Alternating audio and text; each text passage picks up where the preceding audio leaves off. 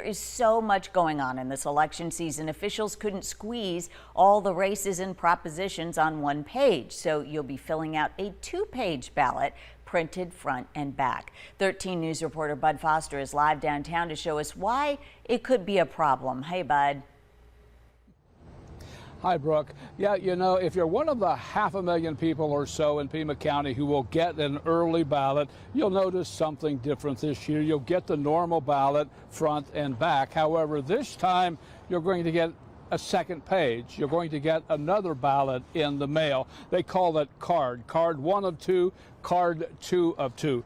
Now, what this means is that if you're voting by mail, you can probably fill this at home, but if you're going to go vote the day of, you're likely going to have to do some homework before you go to the vote center. You know, I just expect people to be a little shocked if they're getting an early ballot. A little shocked because when they open the envelope, there'll be 2 pages. State lawmakers threw on so many referendums and voters a couple of initiatives that there are 14 propositions to wade through. And then add in all of the candidates, judges' retention, taxing districts, and bonds. The county couldn't fit them all on a single page, so there are 2 pages front and back. When they open the envelope and see that, hey, I think they sent me 2 ballots, and realize, oh no, it's a 2-card ballot. And that is likely going to create some issues unless voters go into the vote centers prepared. Attempts to vote the entire ballot without any homework or preparation will most likely cause lines and delays. Elections officials say it's best to fill out the sample ballot before they go to the polls on Election Day.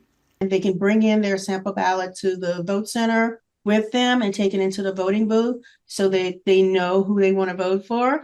So they can bring any notes with them that they make at home. By preparing ahead of time, it's hoped same-day voters will be able to speed through the process and avoid those lines and long wait times.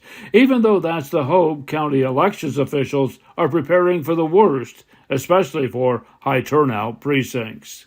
We have increased definitely ballot stock, number of printers, number of poll workers, number of voting booths. We have increased the equipment to accommodate any increase of voters that may be there. But even with the plan ahead attitude, there may be some things that creep up unexpectedly or may not have been anticipated. But the one thing that's most difficult to anticipate is what the voters will do. Some may send back only 1 page instead of both. And at this point, there is no relief for that. If they turn in a ballot that is marked for the correct election, then we count that as the voter voting. So that's what they turned in. That's what we count.